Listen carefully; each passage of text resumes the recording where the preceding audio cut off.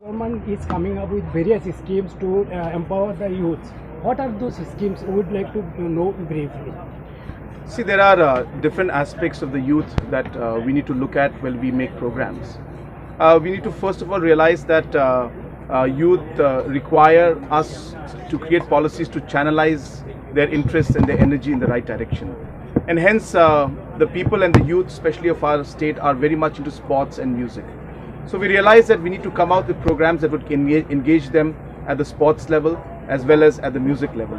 And hence programs like the Meghalaya Grassroots program, where artists were allowed to perform and the government financially supported them in important tourist locations, has been started. Apart from that, the Meghalaya Games, which had not taken place for the last 16 years, have been organized after a long gap, and we continue to do it now every 2 years. At the same time, we also realize that youth are a lot into entrepreneurship, and they really have a lot of dreams and ideas to move forward. So we decided to come up with programs like the Prime Entrepreneurship Program, which is a program that mentors and incubates, gives financial support, and gives technical, managerial, financial inputs, and also market linkages to the entrepreneurs of our state. Apart from that, we also realize that while we improve the youth and focus on the youth, we realize that soft skills is something that is important. Sometimes the youth have the talent, but they don't have the courage and the confidence to come out. So we started programs like Aspire Meghalaya, which allows the youth to become more confident and more outspoken, and that is something that improves on their overall confidence level. So multiple programs like this have been done, and we feel that an overall program and scheme development of the youth will allow us to really unlock the full potential of the youth of our state.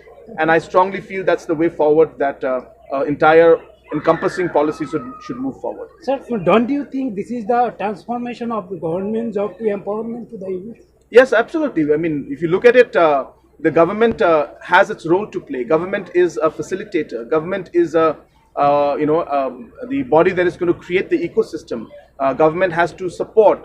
But ultimately, until unless we don't engage with the community, until unless we don't engage with the youth, then we will not be able to achieve the purpose that we are out, which is really to to be able to shape and bring out much more positive, productive, patriotic youth for the country. So in your speech today, you have said about being more patriotic in their ways of creation, like it might be drama or music or film or anything like that. So it's 75 years of India's independence, and we are celebrating Azadi Ka Amrit Mahotsav. So is there any special program of Government of Meghalaya that you? So what we have done now is we have started a program called Yess Meghalaya, Yes India.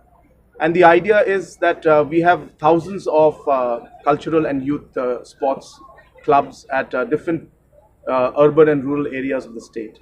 And for the past many years, these clubs have never been financially supported. So through this Yes Meghalaya, Yes India program, we are giving financial support to these clubs to organize different activities.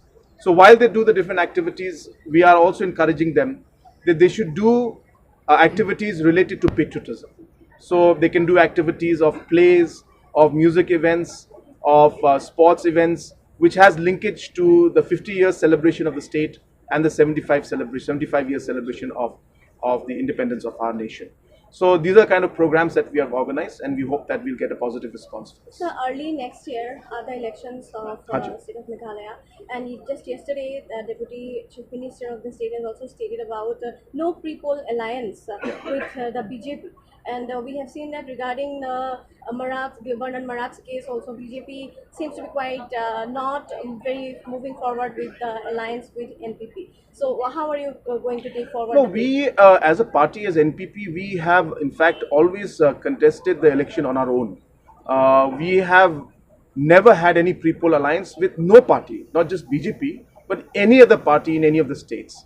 So it's not that there's a special policy for our state right now or a special stand with the BJP right now. This is our general policy with all states and with all political parties.